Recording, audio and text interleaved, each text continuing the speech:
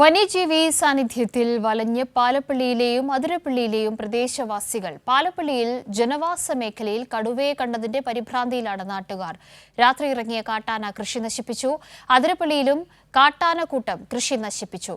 Athirappilly police സ്റ്റേഷനിലെത്തിയ ഒറ്റക്കൊമ്പനെ പോലീസുകാർ തുരത്തി. ചൊവ്വാഴ്ച വൈകിട്ട് 6:30യോടെയാണ് പാലപ്പള്ളി KFRIക്ക് സമീപം കടുവയെ നാട്ടുകാർ കണ്ടത്. KFRIക്ക് സമീപത്തെ കശുമാവിൻ തോട്ടത്തിലേക്ക് കടുവ ചാടിപ്പോകുന്നത് കണ്ടുവെന്ന് തദ്ദേശവാസികൾ അറിയിച്ചതിനെ തുടർന്ന് വനം വകുപ്പ് അധികൃതരെത്തി പരിശോധന നടത്തി. ഇന്ന് പുലർച്ചെ 4 മണിയോടെ പാലപ്പള്ളി പുലിക്കണ്ണി മേഖലയിലെത്തിയ കാട്ടാനക്കൂട്ടം വ്യാപകമായി കൃഷി നശിപ്പിച്ചു.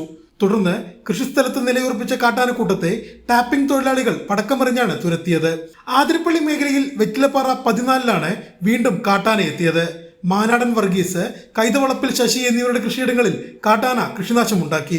വെറ്റിലപ്പാറ 15, വെറ്റിലപ്പാറ 14 എന്നിവിടങ്ങളിലെ ജനവാസ മേഖലകളിൽ കാട്ടാന ഇറങ്ങുന്നത് പതിവായിരിക്കുകയാണ്. ആതിരപ്പള്ളി പോലീസ് സ്റ്റേഷനിൽ ഇന്ന് രാവിലെ എത്തിയ ഒറ്റയാനെ പോലീസുകാരാണ് തുരത്തിയത്. ഏഴാറ്റുമുഖം ഗണപതി എന്ന ഒറ്റക്കൊമ്പനാണ് ബുധനാഴ്ച രാവിലെ 7:30യോടെ ആതിരപ്പള്ളി പോലീസ് സ്റ്റേഷനിലെത്തിയത്. കൈരളി ന്യൂസ്, തൃശൂർ.